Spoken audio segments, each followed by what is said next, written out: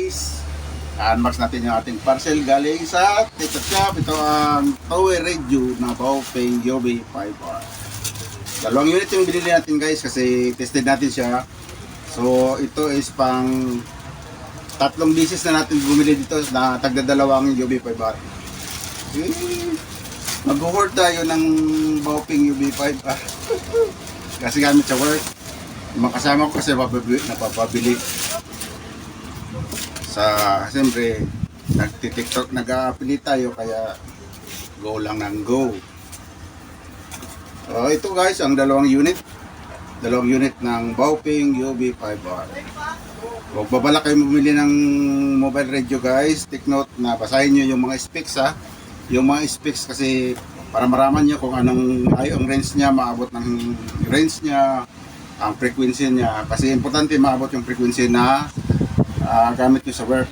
Mamaya mataas yung frequency nyo, mababa ang nabili nyo, hindi mo magagamit. Gandang ba? Yun lang tandaan nyo guys, basahin ang specs para hindi ka mahahard. Okay, ito na guys, inside the box guys ay ito yung Baopeng Yobi 5R handheld radio. Yung battery, ito yung battery nya.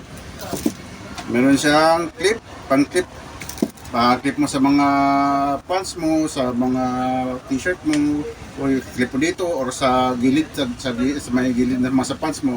Ito naman yung manual nya na hindi mo naman din basahin, ewan ko sa iyo. Tapos ito yung mobile antenna nya, mobile antenna. Ito yung kanyang charger, nothing more na inside. So for demo purposes guys, i-assemble natin siya para makita nyo kung ano ang itsura niya pag na-assemble siya. So ito na siya guys, i-assemble natin. So siyempre kung assemble natin, kabit natin ang battery niya. Kabit natin ang battery niya. Madali lang ikabit yung battery guys. Ito battery niya, i-slide mo lang siya dito. Slide mo lang ganun. Makarinig ka ng click, ayun na. Oh ha, yan na. At saka ito guys, ito yung kanyang antenna. Ikabit mo, iikot lang. Yan. May built-in frequency na ito siya. Pagbili mo may naka-program na frequency na siya sa kaparehong unit. Pero pwede mo rin siya i-encode mag-encode ka ng sarili mong frequency. Ito siya, iwan natin ha. So, pag nabuburing ka sa work mo, pwede ka rin makinig ng FM kasi may FM to siya. So, pero siyempre dahil bagong bili, hindi pa natin, i-scanin mo muna yung frequency sa lugar mo. Ngayon, bagong bili natin siya, hindi mo lang natin na may FM talaga siya. Yan na. Ito yung frequency ngayon nakuha niya. Ito yung pinutin natin dito para ma-receive natin yung FM. Ayun o. FM siya.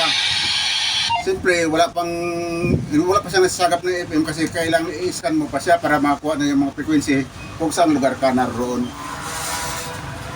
Kaya, kung gusto niya ng ganyan guys, ano pa dyan ang link sa baba, just click the yellow basket. Thank you for watching guys.